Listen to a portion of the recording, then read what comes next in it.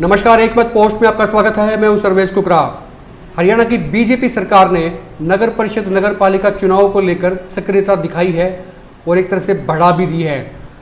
और बीजेपी ने एक चिट्ठी जारी कर 10 लोगों की एक कमेटी बनाई है जो चुनाव प्रबंधन देखेगी बीजेपी का। इसमें हरियाणा सरकार में मंत्री मूलचंद शर्मा हैं और इसके अलावा पूर्व मंत्री और पार्टी की प्रदेश उपाध्यक्ष कविता जैन हैं, प्रदेश उपाध्यक्ष मनीष ग्रोवर हैं, हाल ही में आपको पता है कि वो बड़ी सुर्खियों में रहे थे। इसके अलावा प्रदेश महामंत्री मोहनलाल कौशिक हैं, सांसद संजय भाटिया हैं, करनाल से सांसद हैं ये, कुलभूषण गोयल हैं, ये स्थानीय निकाय प्रकोष्ठ के संयोजक हैं, जींद से जवाहर सैनी हैं। इसके अलावा स्थानीय निकाय प्रकोष्ठ के 2 सह संयोजक भी लिए गए जिनमें देवेंद्र चौधरी और अमित यादव का नाम शामिल है। और 10वें नंबर पर जो नाम लिखा गया है वो चरखी दादरी से संजय छपारिया का नाम इसमें आता है। कुल मिलाकर नगर परिषद और नगर पालिकाएँ जो 45 हैं हरियाणा की जिनमें चुनाव होने हैं, उसको लेके बीजेपी ने अपना होमवर्क तेज कर दिया है। और इसके साथ ही चुनाव आयोग ने भी गाइडलाइन जारी कर दी है कि चुनाव के वक्त में क्या क्या चीज़ें रहेंगी। और ये जो मैंने आपको 10 नाम बताए हैं, ये नगर पालिका नगर परिषद चुनाव के लिए प्रबंधन कमेटी एक तरह से बनाई है। चुनाव प्रबंधन कमेटी है ये बीजेपी की, ये देखेगी कि चुनाव कैसे किया जाए। और हो सकता है कि इस बात पर भी विचार करें कि किस किस जगह पर किस किस को टिकट दी जा सकती है या कौन कौन से चेहरे उतारे जा सकते हैं। इनकी जो फाइनल मोहर है उसमें इनकी राय शुमारी हो सकती है। राय शुमारी मैं इसलिए कह रहा हूँ क्योंकि फाइनल फैसला ये आप तय मान लीजिए कि मुख्यमंत्री मनोहर लाल खट्टर ही करेंगे। बेशक ये 10 लोगों की कमेटी है, लेकिन इनकी राय होगी, राय शुमारी इनसे ली जाएगी। और इसी के साथ में हांसी नगर परिषद चुनाव की आज हम बात करेंगे।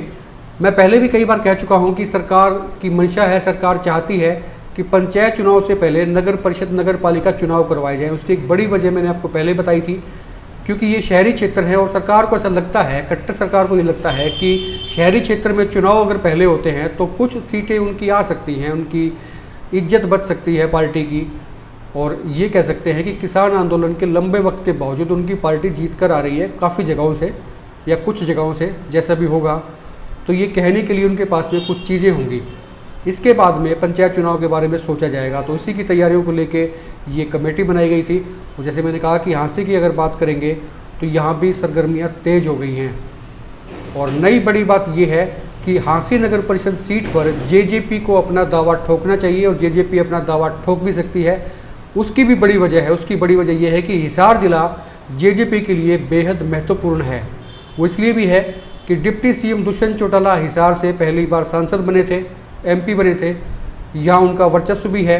और किसान आंदोलन में उनकी पार्टी को काफ़ी सारा नुकसान पहुंचा है। इस नुकसान की भरपाई अगर कहीं से हो सकती है तो हांसी से हो सकती है। मैंने आपको पिछले एक वीडियो में बताया था कि हांसी से जेजेपी के जो पिछले चुनाव में उम्मीदवार रहे थे राहुल मक्कड़, ये पूर्व विधायक अमित मक्कड़ के पोते हैं और इनकी माँ हैं रेणु मक्कड़।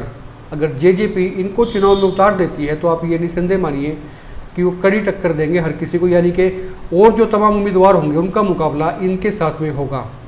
ये जेजेपी के लिए एक सीट ऐसी हो सकती है जहां पर जेजेपी कुछ कमाल दिखा सकती है। अगर हिसार जिले में कोई भी सेफ सीट अगर जेजेपी के लिए होती है या हो सकती है तो हांसी हो सकती है। हांसी नगर परिषद पर जेजेपी एक बार फिर से कमबैक कर सकती है, रिफॉर्म की स्थिति में आ सकती है।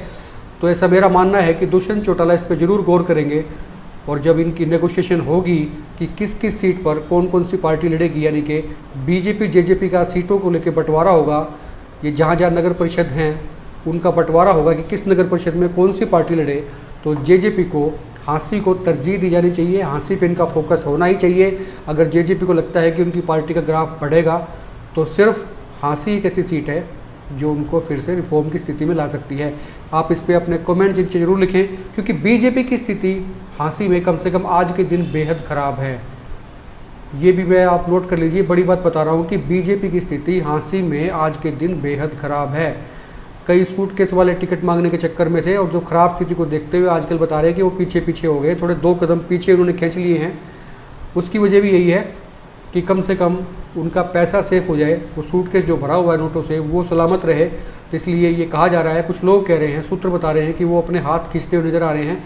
लेकिन क्या होगा ये देखने वाली बात होगी। दोनों दलों की नेगोशिएशन में ये बात निकल कर आएगी कि किस पार्टी के खाते में हांसी नगर परिषद की सीट आती है। और जाते जाते एक बात मैं आपको और बता दूं कि बीजेपी के सूत्र हमारे ये बता रहे हैं, जो कन्फर्म सूत्र हैं आज की डेट तक टिल टुडे ये फैसला हुआ है पार्षद में चेयरमैन का चुनाव तो सिंबल पर कराएगी, बीजेपी की बात कर रहा हूँ, लेकिन पार्षदों का, जैसे कि पिछले निकाय चुनाव में बीजेपी ने किया था, उनके पार्षद भी सिंबल्स पर लड़े थे, लेकिन अब बीजेपी पार्षदों को सिंबल पर लड़ाने से पीछे हट रही है। इसकी वजह भी यही है क्योंकि बीजेपी की हालत कमज़ोर है, उनकी हालत खस्ता है, इसलिए वो चाहते हैं कि ज़्यादा किरकिरी ना हो। इसलिए पार्षदों को सिंबल पर बीजेपी आज के दिन तक ये फैसला है कि नहीं लड़ाएगी।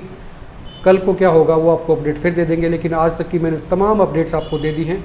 आप अपने कमेंट बेबाकी से, फिर से कह रहा हूँ कि बेबाकी से लिखिए, वीडियो को लाइक करें, शेयर करें, और आप देखते रहिए हिकमत पोस्ट। नमस्कार।